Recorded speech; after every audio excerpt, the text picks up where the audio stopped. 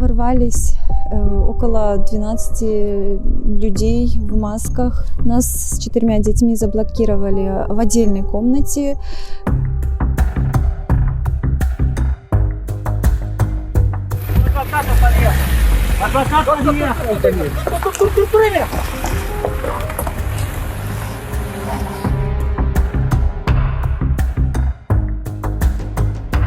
По подозрению в организации диверсии задержаны первый замглавы запрещенного в России Меджлиса крымско-татарского народа Нариман Джелялов и его сообщники. В ФСБ также отметили, что Джелялов выступил в роли посредника.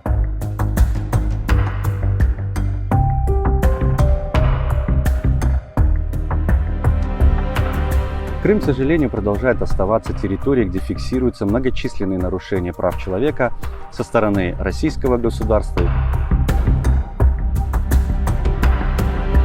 Прохання вимкнути фото і відеокамери у зв'язку з питаннями безпеки нашим шановним громадянам.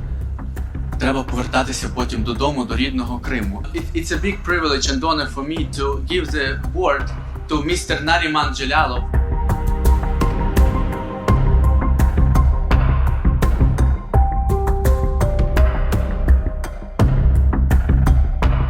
Вот написали нехорошие вещи, и другие же тоже читают и думают, что это так. А люди, я же говорю, всякие бывают, знакомая с магазина говорит, вот так им и надо, говорит одна женщина. Ну что мы ей сделали, скажи, пожалуйста.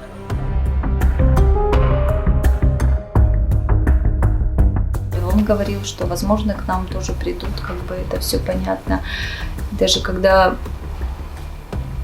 ехали по городу на машине, да, там я уже знала, где находится какое здание, и даже он говорил, если меня вдруг не сможете найти, вот здание ФСБ.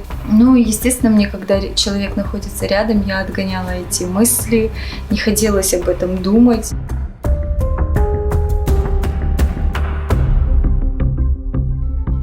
В последние дни тоска по вам ощущается как-то особо остро. Долго не могу заснуть, думая о вас. Хочу я по детям.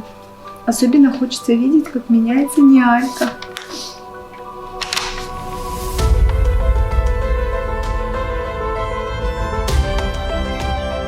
Мы с ним всегда разговаривали вместе, смотрели телевизор. Иногда под вечер, когда я была маленькая, он мне книги читал, Гарри Поттера.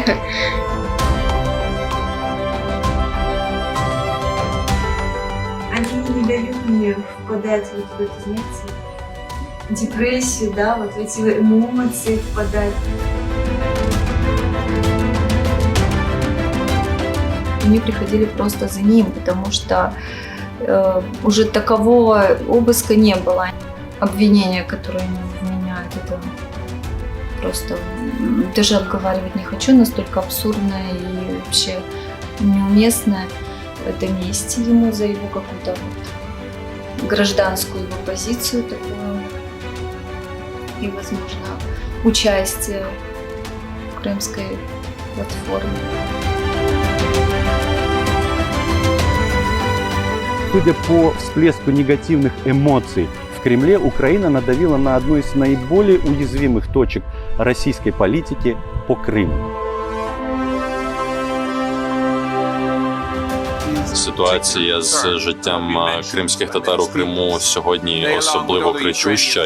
Російські так звані антитерористичні закони зачіпають якраз спрямовані проти прав людей. Дуже багато випадків тортур, під яким піддаються українські громадяни, зокрема і кримські татари.